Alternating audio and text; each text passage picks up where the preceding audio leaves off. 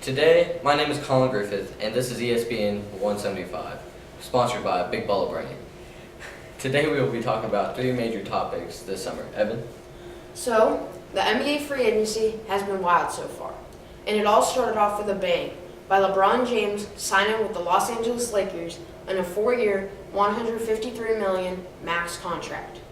Then, the Lakers acquired both Lance Stevenson, who LeBron has a very funny history with, and Rajon Rondo, who could be the starting point guard over Lonzo Ball, to add experience.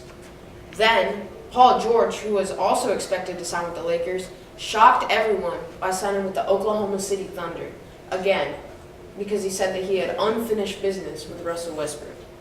Then, Dwight Howard, after getting traded to the Nets, settled on a buyout and decided to sign with the Washington Wizards to hopefully help them get farther in the playoffs with John Wall and Bradley Beal.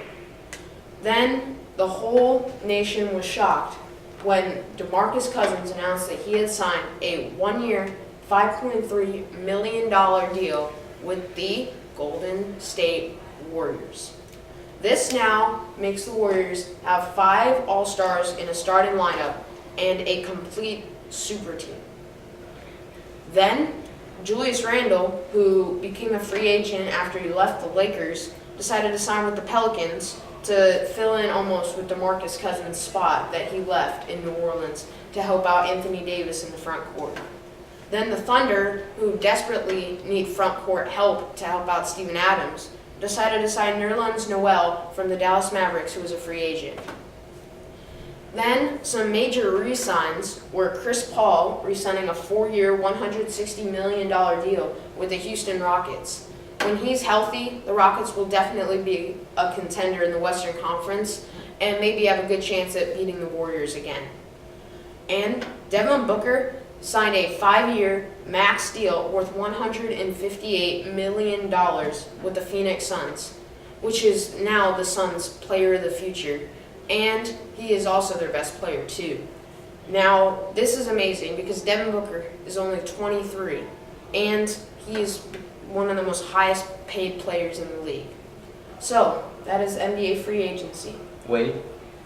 The MLB has been a crazy year with players like Jesus Aguilar and Nick Markakis making it to the All-Star game and having phenomenal seasons, and Blake Snell having a great pitching season. This year's MLB has been different because players that have been role players for extended periods of time of 5 to 10 years are now starting to show what they're made of and being recognized for it. Most fans this year have not been voting them in, as Jesus Aguilar and Blake Snell are league leaders in categories that matter the most, but sadly are not in the All-Star game or on the final vote with the fans. And if the fans don't vote for them, they're basically not making it. And other players this year that are standout that have made it are Giancarlo Stanton and Aaron Judge. They're definite All-Stars that had good seasons last year and are continuing that success through this year. Another rumor about the MLB is Manny Machado. Where will he go? Brewers, Yankees, Dodgers. How do we know? We don't know. Will he stay with will the Orioles not trade him? Will they keep him?